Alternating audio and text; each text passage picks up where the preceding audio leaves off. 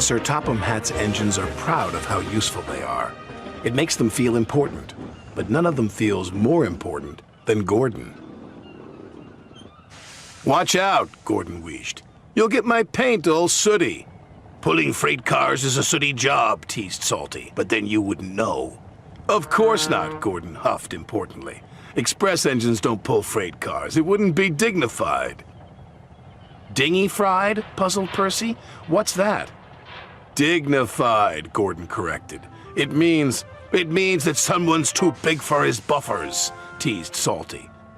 "Pah," said Gordon, and he puffed away. That evening, fog covered the island of Sodor. Everything slowed down, and soon the docks were packed with waiting freight cars. This caused confusion and delay. Sir Topham Hatt came to the sheds. He was in a great hurry. "Henry, Thomas, and Percy," he said, "you must go to the docks immediately." "Yes, sir," they whistled.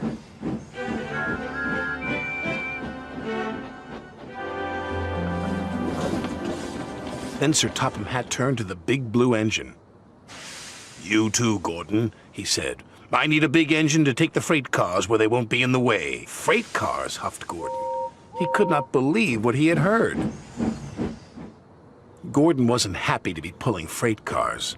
He waited impatiently while they were shunted into place. Hurry up, chuffed Gordon crossly. "Why the rush, Gordon?" asked Thomas. "If I must pull freight cars, then I'll show Salty how an express engine pulls freight cars," Gordon huffed. "Careful, Captain," Salty tooted. "You don't want to get too big for your buffers." But Gordon ignored Salty.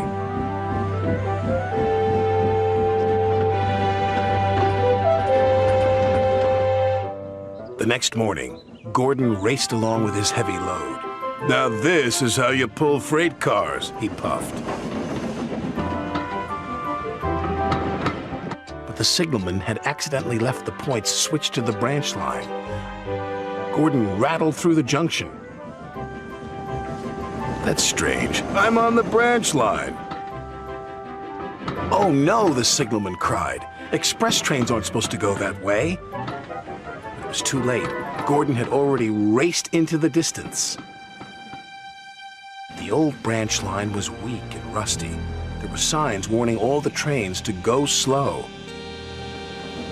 But Gordon ignored the signs. "I'm an express engine. I don't go slow," he said, and he went even faster. The branch line couldn't take his weight, and the rails buckled. "Oh, help!" Gordon cried as he slid off the tracks and into a field.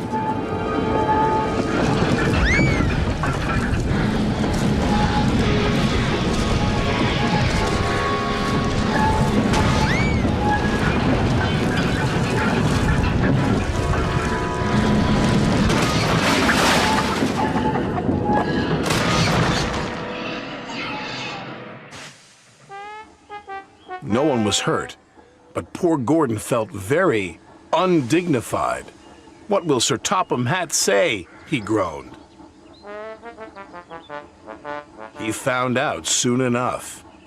"Well, Gordon," said Sir Topham Hatt, "you wanted to show Salty a thing or two, and you've certainly done that. You've shown him how silly it is to ignore go-slow signs." "Sorry, sir," said Gordon, and he let out a sad wheesh of steam. Gordon was soon repaired and back at the docks ready for work, but he was very unhappy with himself. "Everyone makes mistakes," said Thomas. "Even you."